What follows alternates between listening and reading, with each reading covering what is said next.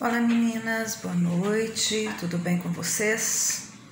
Dando continuidade à nossa disciplina Educação de Jovens e Adultos, Teoria e Prática da Educação de Jovens e Adultos, né? Hoje nós vamos estar falando sobre a EJA na atualidade, como funciona a EJA nos dias de hoje. Então assim, na sala de aula, vamos ver como que funciona a metodologia, como que os professores trabalham, quais são os objetivos hoje da EJA, tá? Então assim, vamos começar pelos objetivos.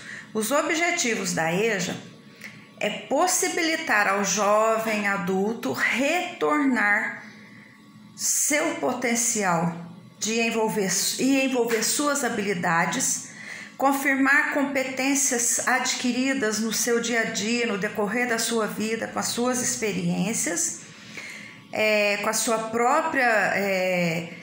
própria capacidade de aprender no seu dia a dia e qualificar esses jovens e adultos para o trabalho.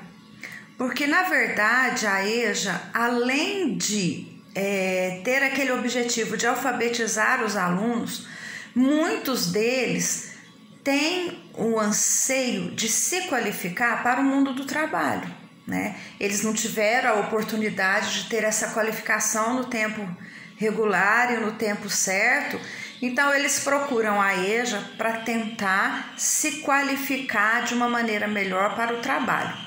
Esse é um dos objetivos. Mais outro objetivo: oferecer oportunidades de alcançar um padrão mínimo de qualidade de aprendizagem.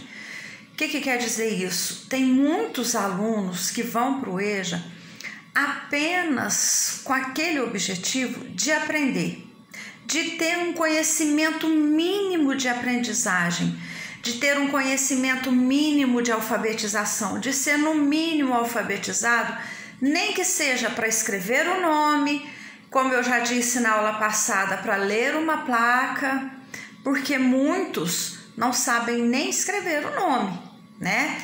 A gente já falou isso. Então, assim, o outro objetivo é ter essa oportunidade de alcançar um mínimo de aprendizagem.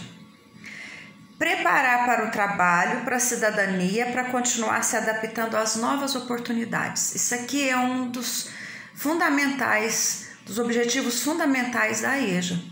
Por quê? Porque tem muitos alunos que eles têm uma vontade enorme de exercer sua cidadania. Como? Através do voto. Tudo bem que quem não sabe ler acaba indo lá, bate o dedo, né?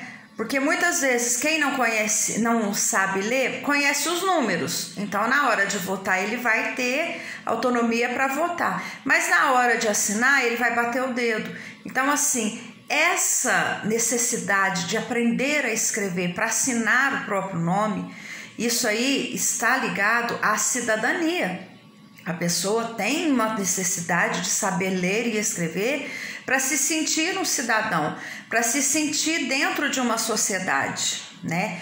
E também ele vai se adaptar às novas oportunidades que vai surgir na vida dele. Uma pessoa que aprende a ler, a escrever, que não sabia nem conhecer o próprio nome, ele vai ter uma nova oportunidade, ele vai conseguir um outro nível de trabalho, às vezes ele vai conseguir prestar um concurso, coisas que ele não poderia fazer antes de estar na EJA, né?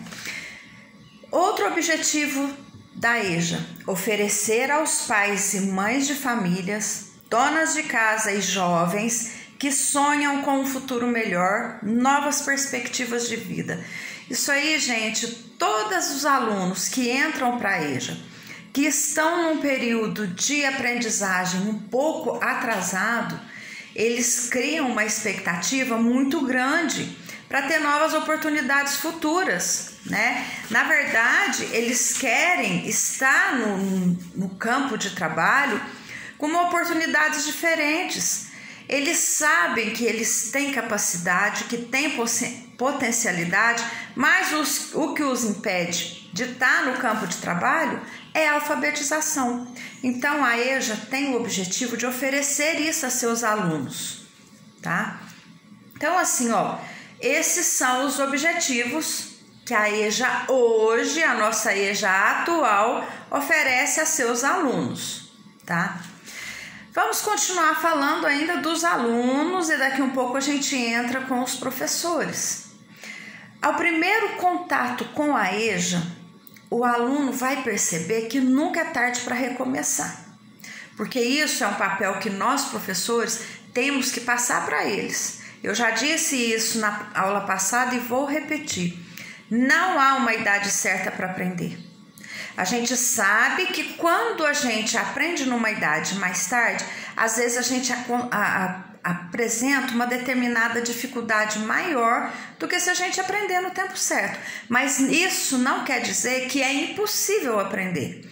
Então, assim, a EJA tem essa capacidade de fazer os alunos perceberem que nunca é tarde para recomeçar. E vai reforçar os objetivos de ter uma escola inclusiva, que valoriza a capacidade de cada um, respeitando a especificidade e a característica de cada aluno, porque isso aí vai trazer a oportunidade de levar a educação para todos os campos e para todos os alunos, baseados nas ideias de Paulo Freire, onde ele diz que o homem é quem faz a sua própria história. Então, nós temos que levar os alunos a entenderem que cada um é capaz de construir a sua própria história. A partir daquele momento que ele decidiu que ele vai aprender e ele tem o objetivo de conseguir um diploma para poder se qualificar e entrar para o mundo do trabalho, ele vai estar ali criando a sua própria história. Cada um de nós temos a capacidade de criar a nossa história. Não adianta a gente falar, eu quero ser isso, eu quero fazer isso, mas ficar parado de braços cruzados, né? A gente tem que correr atrás, a gente tem que buscar aquele nosso objetivo e dentro da EJA, segundo o Paulo Freire, cada um dos seus alunos, cada um dos nossos alunos é capaz de construir sua própria história. E a partir da reinserção desses alunos na educação, na EJA, que eles vão construir suas histórias. Portanto, para isso, a gente já falou, mas eu vou repetir porque são temas atuais. Para isso, os nossos professores de EJA, eles têm a necessidade de formar uma visão diferente que os alunos da EJA possuem.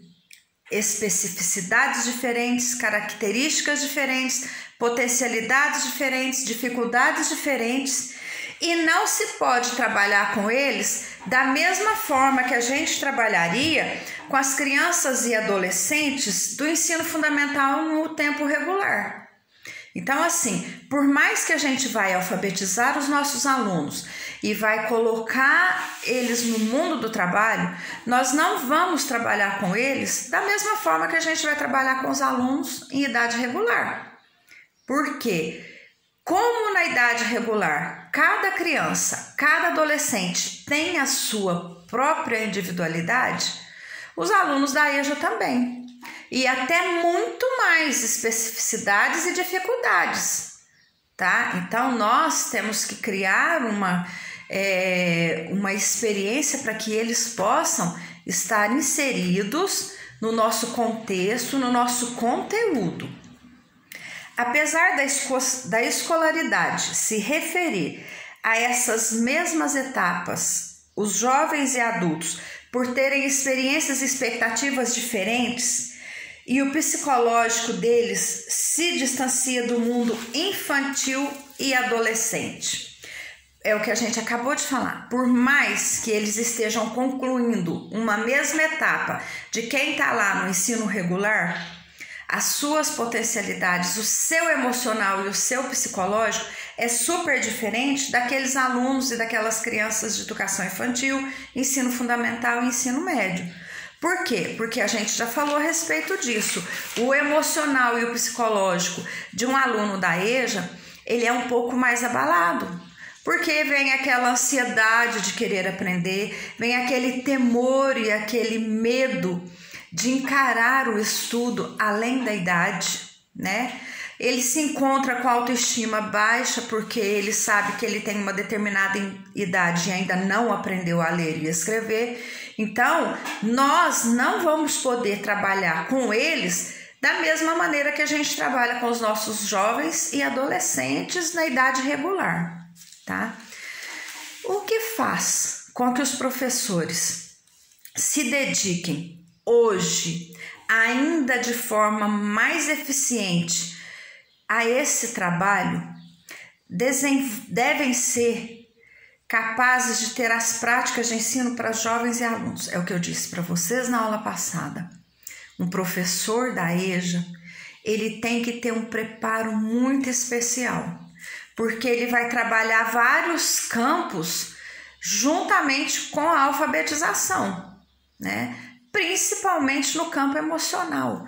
Então, assim, os professores, eles têm que ser muito dedicados, eles têm que estudar bastante, eles têm que estar bem antenados. Infelizmente, a gente sabe que no nosso dia a dia não é assim que funciona, tá?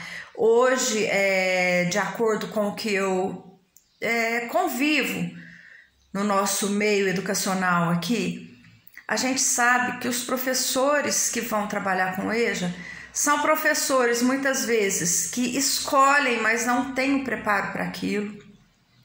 Acontece muito de professores efetivos escolherem o campo da EJA para lecionar, para dar aula, e no decorrer do ano tira licença. Aí o que acontece? Eles colocam professores substitutos, professores muitas vezes de processo seletivo que não têm preparo, que não estão preparados para encarar uma sala de aula da EJA.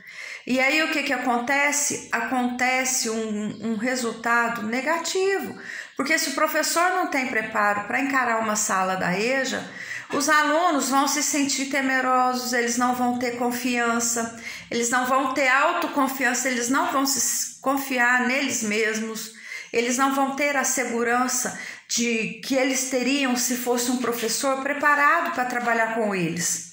Então, assim, essa é uma preocupação de quando for delegar uma sala da EJA para um professor, perceber, procurar saber se ele tem um preparo, se ele fez algum curso especializado para esse tipo de educação, porque por mais que a gente aprenda, igual vocês estão tendo a chance de aprender aqui no curso de pedagogia, mas muitas vezes o professor, na hora de colocar em prática, ele não tem essa percepção, ele não tem essa facilidade e ele não vai conseguir alfabetizar esses alunos. E mais ainda, não vai conseguir ter aquele afeto, aquela troca afetiva com seus alunos.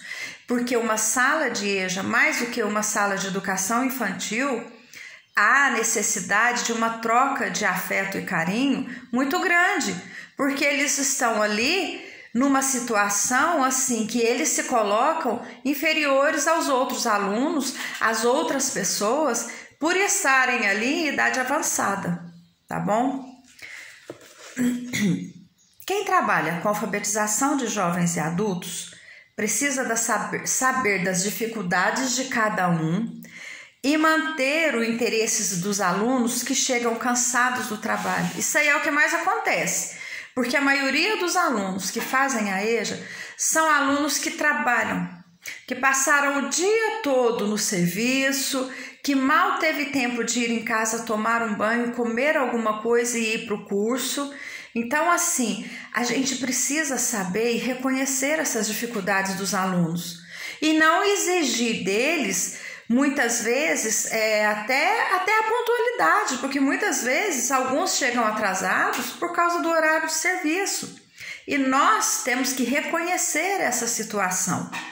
O projeto alfabetizador, ele segue a linha de Paulo Freire, hoje, a atualidade, onde faz a ligação dos estudos escolares com a vida dos estudantes. Então, assim, nós vamos trabalhar o nosso conteúdo alfabetizador levando em conta os conhecimentos da vida cotidiana dos nossos alunos.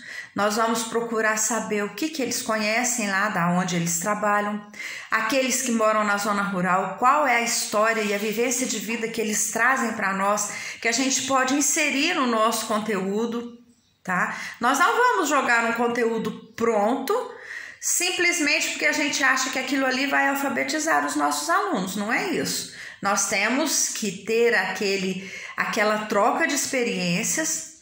Por quê? Por serem mais velhos, a experiência de vida deles é muito grande e a gente pode aproveitar essa experiência para estar inserindo no nosso conteúdo uma maneira de alfabetizar esses alunos. E com isso nós vamos diminuir as dificuldades que eles possam apresentar. Por quê? Porque eles vão sentir úteis, eles vão saber que o que eles conhecem também faz parte da alfabetização e não apenas o alfabeto, as vogais e muito mais, mas a vivência deles no dia a dia também faz parte do projeto alfabetizador e cabe a nós, professores, pesquisarmos e trocarmos essas experiências com nossos alunos. Um exemplo de aula que a gente pode ter numa sala da EJA é a seguinte: o professor ele vai chegar na sala de aula, ele percebe que de 100%, 70% não sabe ler e escrever, né? Aí o que ele vai fazer? Ele vai jogar um texto na lousa? Não vai adiantar, ele vai ler, mas a maioria não vai ter conhecimento porque não consegue ler. Então, eu peguei um exemplo de um trabalho que fizeram numa escola onde se trabalhava, tinha uma classe bem assim, onde era bem homogeneizada, mas que estava num conteúdo muito puxado e que teve um sucesso incrível. Então, assim, o que o professor fez no primeiro dia de aula? Ele chegou lá, ele levou uma canção, uma música, que ele sabia que era conhecida pelo nível e pela idade dos seus alunos, e eles começaram a cantar. Eles começaram a cantar e enquanto eles cantavam, eles treinavam a leitura e aprendiam palavras novas, porque aquela música, aquela canção que o professor levou tinha a ver com a vivência deles no dia a dia. O professor escolheu uma música onde falava do meio ambiente, onde falava das queimadas, onde falava do empobrecimento do solo, onde falava da poluição dos rios, e tudo isso é vivência, é assunto de vivência dos alunos que moram em zona rural, que vivem muito isso aí. E através dessa música, o professor conseguiu desenvolver grande parte da alfabetização desses alunos.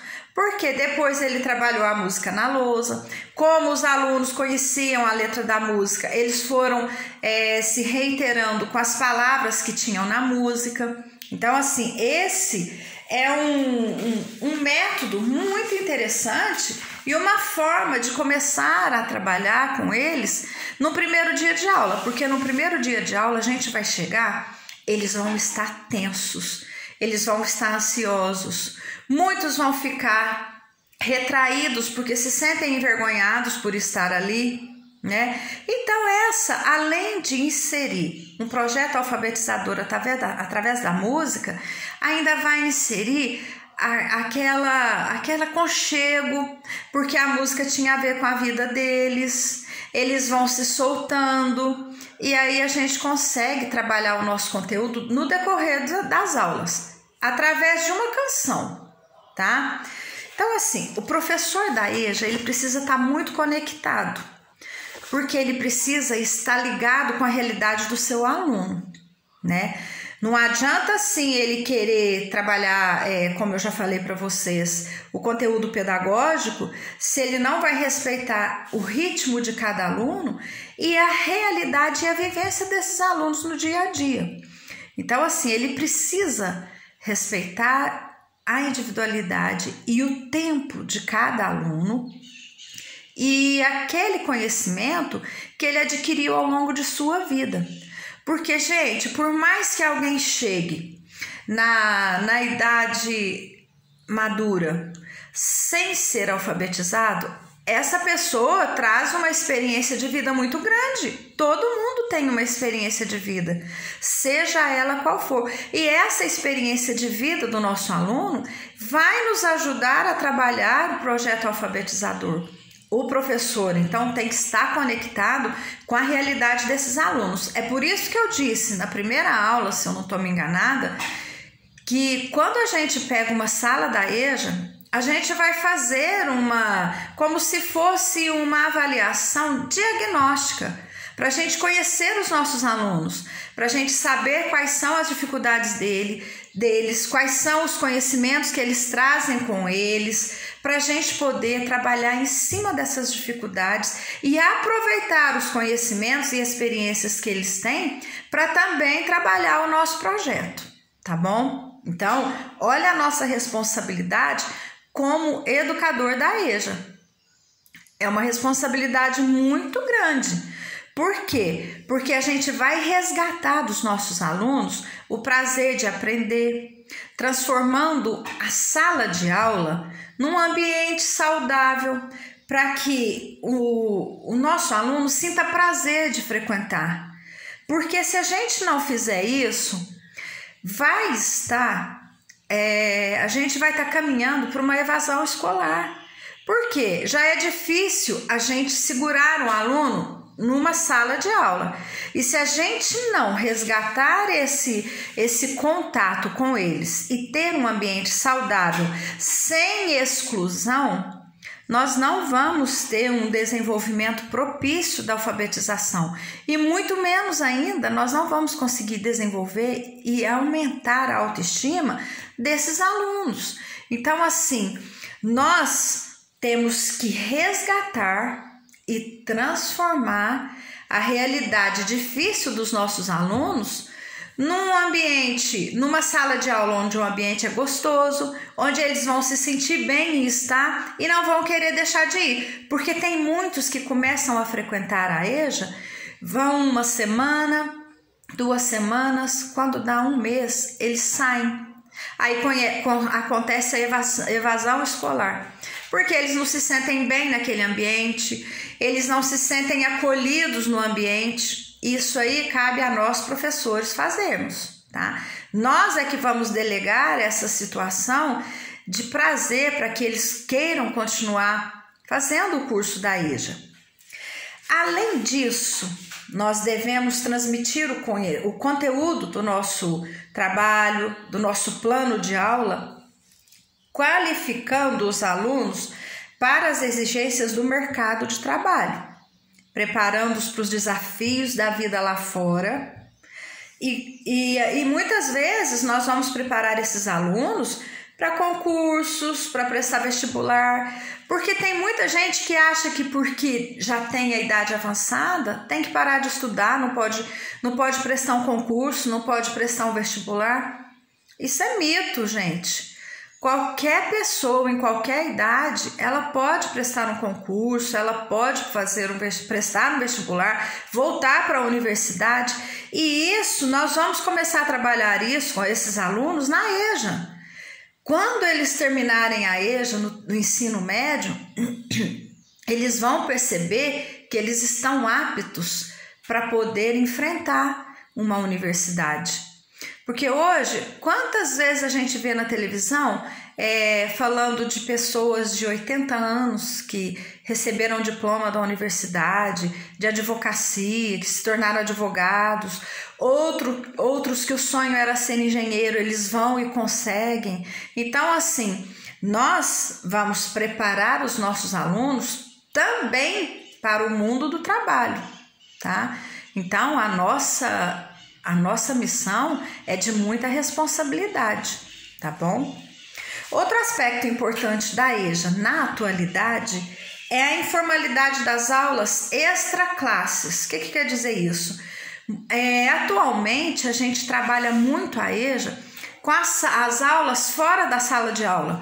Como assim? A gente pode programar uma viagem a um museu, onde eles vão ter contato se for um museu de pintura, com quadros, se for de esculturas, com esculturas, se for da antiguidade, muitos vão se identificar porque vão encontrar alguma coisa de sua época passada. Então, assim, esses trabalhos extra classe são muito válidos também na alfabetização de nossos alunos. E aí, assim, ó, além de museus, a gente pode estar levando nas reservas ecológicas, né?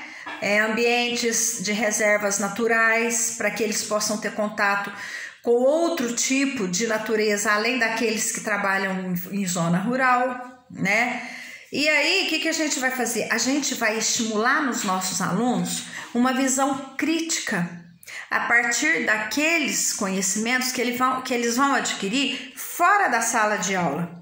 E isso vai contribuir para que o nosso aluno se torne mais participativo e sabe que lá na sociedade onde a gente vive, fora da sala de aula, tem vários outros aspectos que vão colaborar para a sua aprendizagem, né?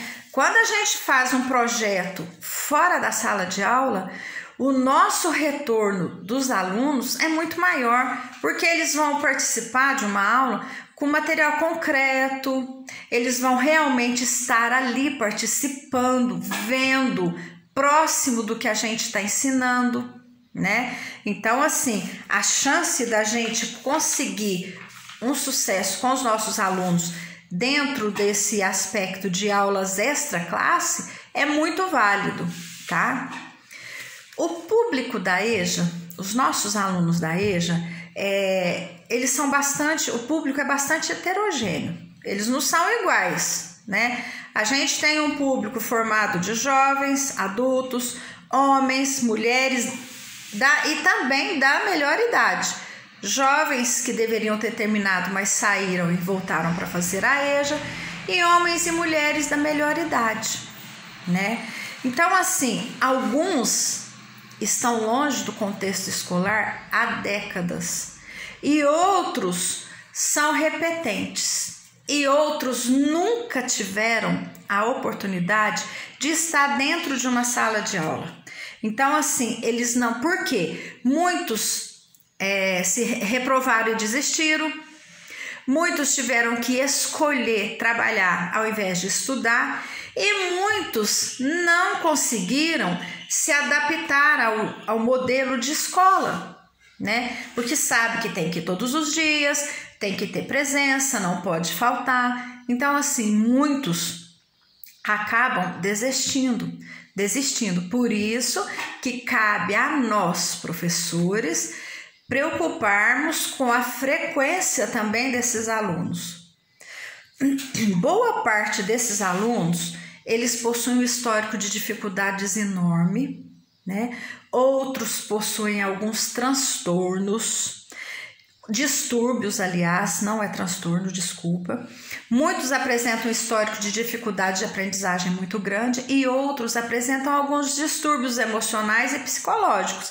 Tipo assim, ó, tem muitos alunos que deixam de frequentar a aula porque tem aquele período de síndrome de pânico, que não gosta de sair de casa, tem aquele período de ansiedade, que não consegue ir para a escola todo dia, e tem aquele período onde tem uma doença, que é doença, já foi constatado, não é frescura, como muitos dizem, daquela fase de depressão. Então, tem muitos alunos que não chegam a concluir o curso na idade regular porque eles têm algum distúrbio. E isso é muito triste, gente, pensar que uma pessoa não terminou os seus estudos porque ela, além da dificuldade de aprendizagem que ela tinha também alguma doença, algum problema de saúde. Então, nós temos que estar atentos para trabalhar com esses alunos que vêm de um ambiente onde eles trazem consigo várias ansiedades, né? E fazem tratamentos. Então, assim, a gente sabe que na nossa atualidade uma das doenças do século é a depressão. E muitos alunos vêm para terminar o estudo quando eles chegam num controle da doença e querem voltar à escola. Então, nós temos que ter um preparo para estarmos diante desses alunos, tá? Uma parcela considerável desses alunos, aliados a uma equipe bem sintonizada de professores, chegam a universidades. A maioria retorna à escola buscando o resgate de sua cidadania e o aperfeiçoamento de suas capacidades. Então, assim, muitos desses alunos, eles vão retornar à escola buscando o resgate da sua cidadania, voltar a ter um lugar na sociedade, porque tem muitos que não têm nem os documentos, então eles não se sentem cidadãos. Então eles vão resgatar essa cidadania e vão aperfeiçoar as suas capacidades. Tá bom, meninas? Nossa aula encerra aqui. Semana que vem, atividade avaliatória.